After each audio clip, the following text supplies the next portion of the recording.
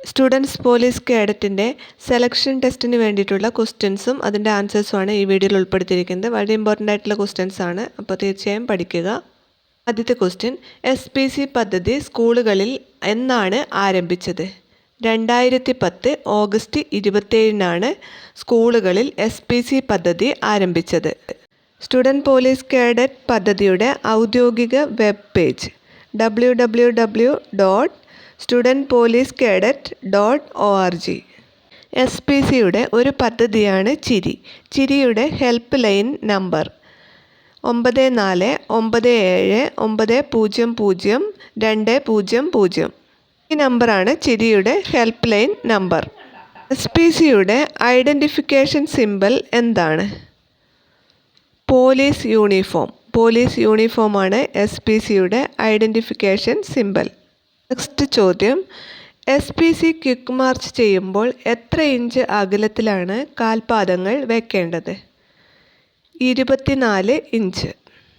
SPC quick march ചെയ്യുമ്പോൾ 24 inch അകലത്തിലാണ് കാൽപാദങ്ങൾ വെക്കേണ്ടത്. കേരളത്തിലെ ഏത് സ്കൂളാണ് PSC പ്രൊജക്റ്റ് ആസ്ഥാനമായി പ്രവർത്തിക്കുന്നത്?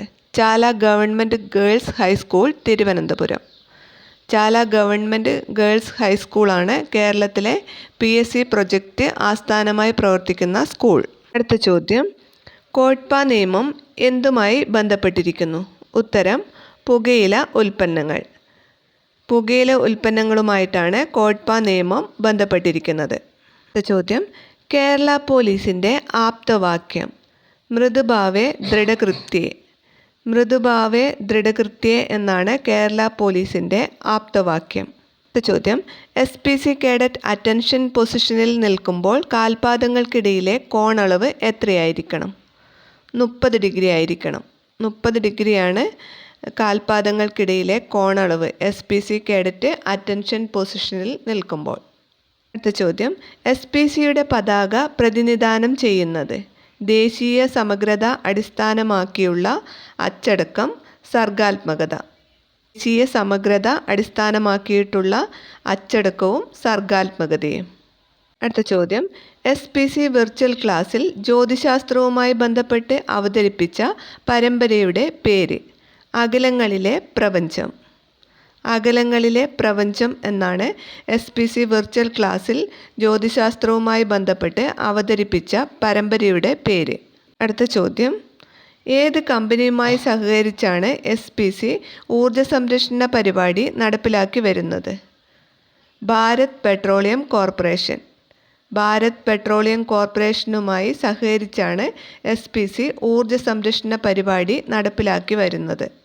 അടുത്ത ചോദ്യം, SPCയുടെ ജില്ലാ ഉപദേശക സമിതിയുടെ രക്ഷാധികാരി?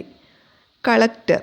കളക്ടറാണ് SPCയുടെ ജില്ലാ ഉപദേശക സമിതിയുടെ രക്ഷാധികാരി. അടുത്ത ചോദ്യം, കേരളം ഏത് സംസ്ഥാനത്തിൻ്റെ സഹായത്തോടെയാണ് കേരളത്തിലെ സ്കൂളുകളിൽ SPC പദ്ധതി ആരംഭിച്ചത്? രാജസ്ഥാൻ. രാജസ്ഥാൻ്റെ സഹായത്തോടെയാണ് കേരളത്തിലെ സ്കൂളുകളിൽ SPC പദ്ധതി ആരംഭിച്ചത്. അടുത്ത ചോദ്യം, SPC പദ്ധതിയുടെ ചുമതലയുള്ള അധ്യാപകർക്ക് നൽകിയിരിക്കുന്ന ഔദ്യോഗിക നാമം? CPO. CPO എന്നാണ് SPC പദ്ധതിയുടെ ചുമതലയുള്ള അധ്യാപകർക്ക് നൽകിയിരിക്കുന്ന ഔദ്യോഗിക നാമം.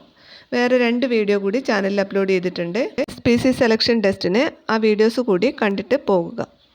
വീഡിയോ ലൈക്ക് ചെയ്യാനും ചാനൽ സബ്സ്ക്രൈബ് ചെയ്യാനും മറക്കരുത്.